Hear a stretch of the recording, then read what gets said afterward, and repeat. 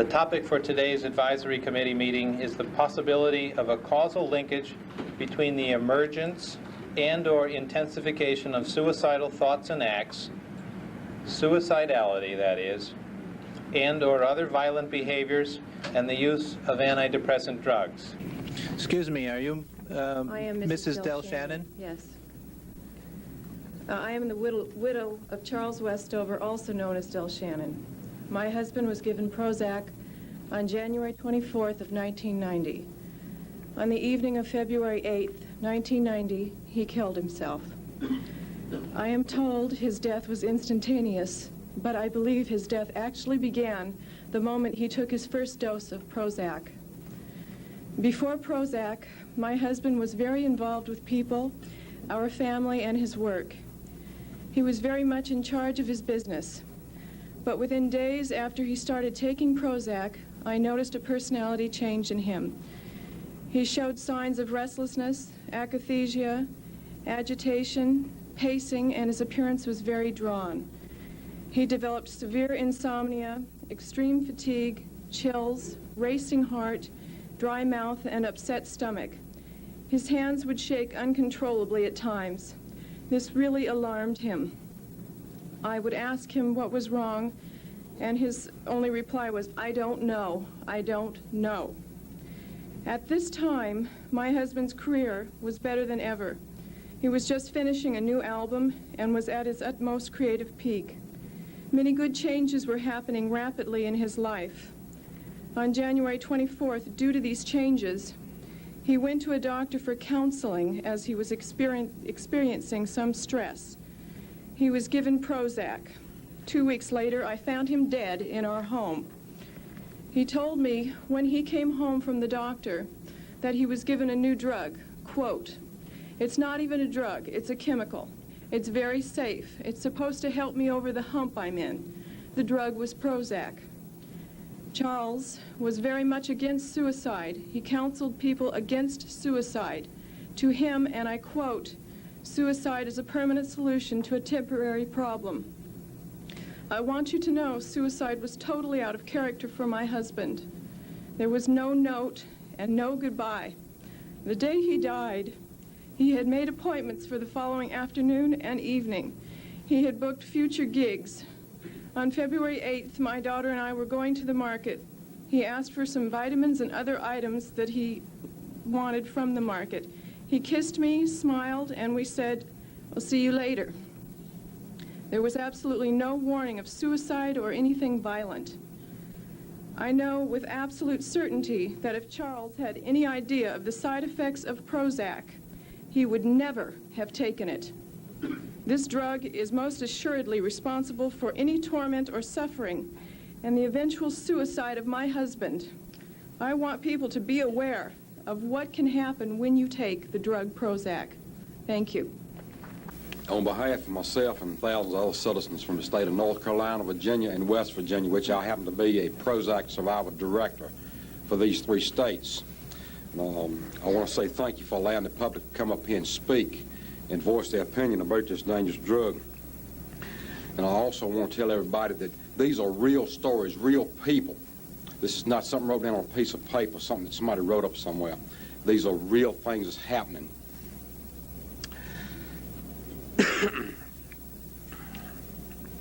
My story is also real. It's just a real nightmare, something I have to live with every day. I had two sons, David Lee, age 8, Billy, 16. The wife, 20 years, all gone. I'll tell you why. March of this year, my wife, Sandra, had some nerve problems. She was asked to go be evaluated. The doctor put her on Prozac. He told her she was depressed because she was having nerve problems. Now, I want you to keep this in mind, how my wife was, just a little short story. My wife was the kind of mother that always put the kids first. She would take her kids back and forth to school every day. My 8-year-old never rode a school bus. Wife was tied up in the church, tied up in Cub Scouts, room mother at school. I heard these people talking about scientific data. I want to show them some scientific data.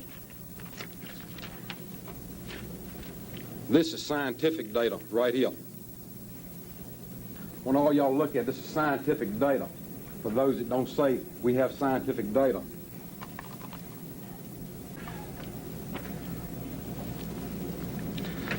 I hadn't slept for about 2 hours since Sunday, so I want to apologize if I sound a little shaky. After being on Prozac for 21 days, my wife shot and killed both of these 2 boys right here. She turned the gun to herself and shot herself twice. Now she's in jail for murder. This is the kind of lady that never took a drug, no mixed drinks, no alcohol, no reason to be depressed, just some nerve problems, like everybody has from time to time. I'm depressed. I've got legitimate reasons to be depressed.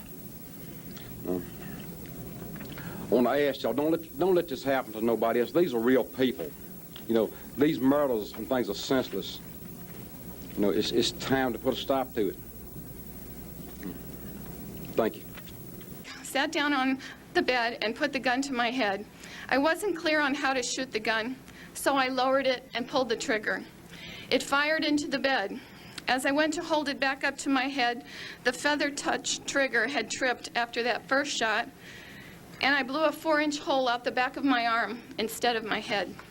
Prozac did this to me. Had someone looked further into Prozac, believed me, even mentioned early on of the so-called remote possibility that Prozac could cause any of these adverse effects, especially the act of putting a loaded gun to my head, to want to die so violently, steps could have been taken to avoid it. Thank God I was a lousy shot. My name is Margaret McCaffrey, and I'm from Brooklyn, New York. I've raised 8 children. 2 of them became doctors. My daughter Margaret, a neurologist, died a little over a year ago, and I firmly believe the drug Prozac caused her to commit suicide. She was very dedicated to her profession. She was a nurse before going to medical school. She took Prozac to see her through a very stressful job situation. She believed it was safe and not addictive. She moved here to Baltimore in July of 1990 to begin a second fellowship. She had bought a new car, had a lovely apartment, and the best of her profession lay ahead. There was no warning. She spoke to her family on Saturday, and on Monday evening she was found almost dead. I hope and pray that Eli Lilly and the FDA will listen to me and remove this drug from the market before any more innocent lives are lost. Thank you. Thank you. Thank you. Go ahead. I've been off Prozac for 2 years, and I have to deal every day with not getting a gun or taking a car and running over somebody. My kids, my son just told me 2 days ago, Mom, there are many times that I thought I was going to have to knock you out and restrain you. My daughter told me you were like a zombie. I was on it 4 to 6 months. Now, my doctor, my psychiatrist in Atlanta would not give me my records. I have finally gotten them, but too late to bring them to show you. Something has to be done. And this is just not, this is something that's real. My doctor told me it would be fatal. I moved from Atlanta to Sacramento, California. He told me it would be fatal if I went cold turkey and dropped the drug. But I went off of it. And I have a pill bottle here to show you. That was my last one, September 3rd in '89. And I'm telling you right now, it's taking every bit of strength that I have to come here and try to tell you that something's got to be done. I'm not blaming Eli Lilly or the doctor or anybody, but you got to look into this. Thank you. My name is Maria Malakoff, Malakoff. I did not prepare a speech, which My husband has just committed suicide 4 months and 20 days in front of 4 kids and myself. My husband was suffering a little depression. We work with cancer patients. For the last 4 years, we do indigence trying to find out what causes cancer. He was a little depressed, went to a doctor that gave him Prozac. He came home and he thought it was a wonder drug.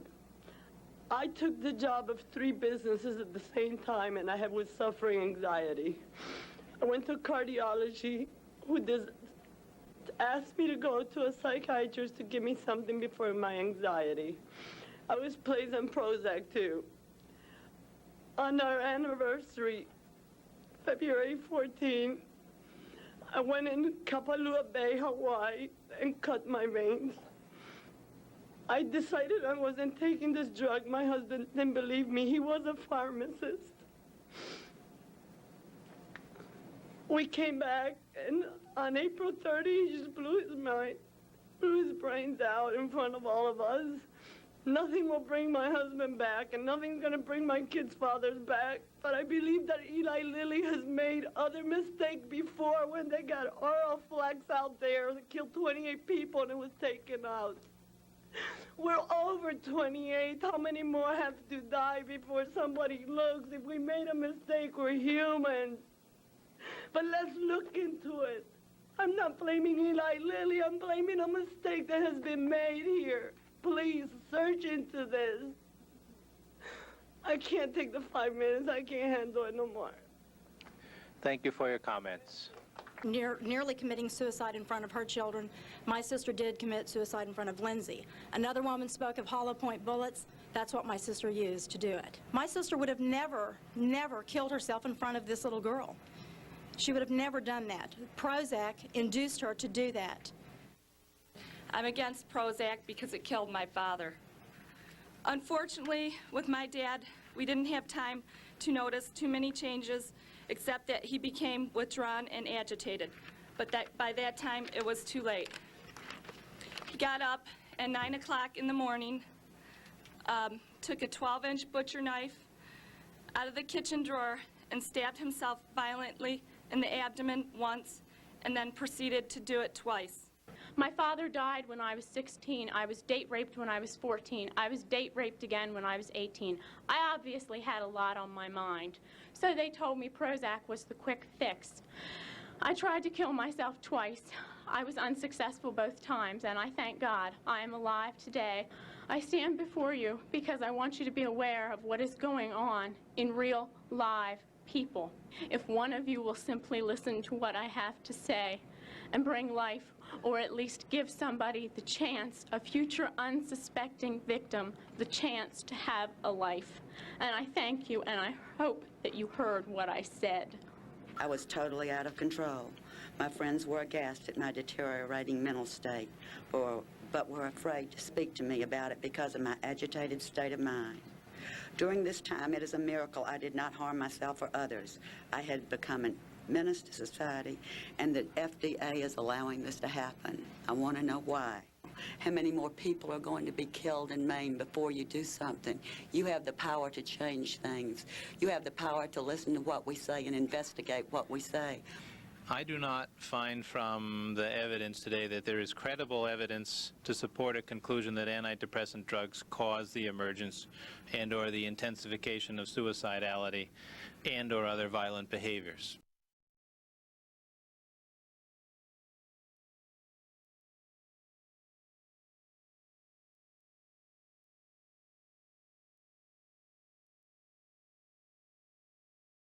Right, my daughter Cecily had only been taking Paxil for 2 weeks before she died, during which time her condition greatly worsened. By the day of her death, change the slide please, was pale, unable to sleep, almost unable to converse, and in a frightened, agitated state, jumping at the slightest noise. That night she got up and without turning on any lights went into our kitchen only 40 feet from where I was half asleep. She stabbed herself twice in the chest with a large chef's knife. The only noise was a slight yelp and a thump on the floor when she fell on the floor. This was a young woman who had everything to live for. She'd just completed applications to grad school and received a large pay increase the month before. She had a boyfriend who loved her and scores of wonderful friends. She'd never been suicidal. To die in this violent, unusual fashion without making a sound after the marked worsening of her condition led me to believe that Paxil must have put her over the edge. Her autopsy revealed she had a very high blood level of Paxil, which reflects poor metabolization and is a feature common to many of these suicides. I believe this induced an intensely dissociative state, perhaps even sleepwalking. SSRIs suppress rapid eye movement and block the muscle paralysis which occurs in this stage of sleep. The whole regulation of waking, sleeping, dreaming occurs in the brainstem where the serotonin neurons are clustered and where SSRIs are having their impact.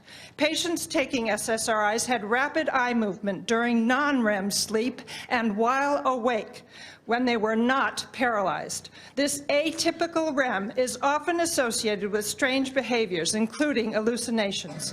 The effects of SSRIs on sleeping, waking, on consciousness itself are ill understood.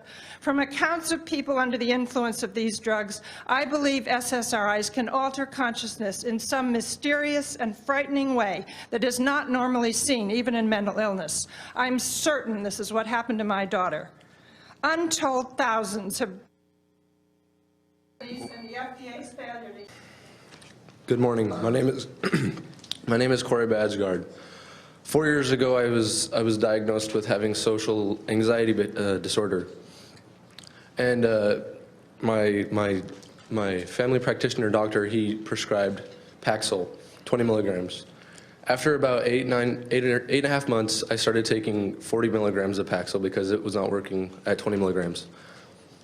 A few months after that, I went back, same problem, it wasn't working, and he suggested I start taking a new medication called Effexor. He abruptly discontinued the Paxil and put me immediately on Effexor at 75 milligrams, and I was supposed to work up to 300 milligrams over a 3-week period. The day that I took the 300 milligrams, I didn't feel very well, and I stayed home from school. I went back to sleep, and that evening I woke up in a juvenile detention center. Unaware of what I'd actually done, I asked one of the members of the juvenile detention center, and I found out that I had taken my high-powered rifle that I use for hunting to my third period class, holding 23 of my classmates hostage and 1 teacher hostage. I spent 14 months in jail, not really knowing why I'd been there, not really remembering anything that I'd done. This whole thing has changed my whole family, changed me, myself. We were forced to move. I cannot even go back to the same town that I lived in. I have to stay at least 25 miles away from city limits. These drugs are ridiculous. They should not be prescribed unless it's absolutely last resort. I think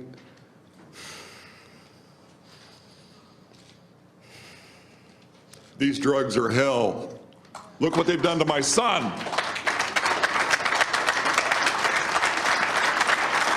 We lost our 13-year-old son, Matt, in the summer of 1997. He died after a psychiatrist we did not know gave him 3 sample bottles of a pill we had never heard of for a perceived illness that his doctor could only guess at.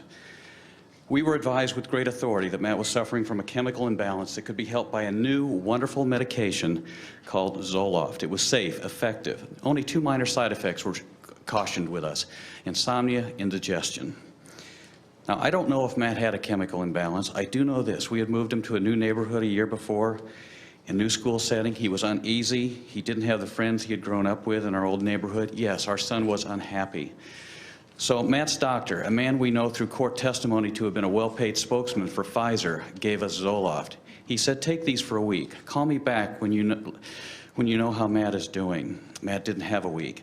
He became agitated on the pills. He did not sleep. He did not eat. He could not sit still. That night, a Sunday, before leaving on vacation, after taking his 7th Zoloft tablet, he took his own life. This is important for you to know. Matt hung himself from a bedroom closet hook, barely higher than he was tall, to commit this unthinkable act, something he had never attempted before, never threatened to any family member, never talked about. He was actually able to pull his legs up off the floor and hold himself that way until he lost consciousness and forced himself to leave us. Matt's autopsy showed the levels of sertraline in his blood were 3 times the therapeutic minimum levels. You have an obligation today, this panel, to prevent this tragic story from being repeated over and over and over again. Hope you'll do the right thing. Hi, my name is Donna Taylor. My son was shot at Columbine. He took 7 to 13 bullets through his chest and nearly died. I also have other members of the family have died since then on these drugs. We can't get into that right now. And many, many people that we know that families have been divided and separated, and there's just all kinds of divorces and all that going on from these drugs. I will let Mark speak. First of all, I would like to thank you for allowing me to come and speak on behalf of the thousands of innocent Americans that have died as a result of these drugs. I would like to start with an opening, very famous statement. And it says, "The measure of a man is not his strength, or how much money he has, or how good he looks, or how strong he is, or how powerful he is. The measure of the man is how noble he is." And I want to ask you guys, are you really being noble with your choices? Or are you just allowing the drug companies to squeeze by you just because they have a big pocketbook? This is ridiculous. Do you people have children? Do any of you, have any of you had anyone that's died on these drugs? If you have, I'm amazed that you guys are even standing here supporting these drug companies. This has never happened in the history of America. This is a shame, and it ought to be stopped today, not next week. And God says the same thing. It's in the Bible. Revelations 18, 19 through 24 makes it clear. Sorcery means pharmakeia in the last days, and blood will be running all over the streets. Say yes to America's health and no to the drug companies.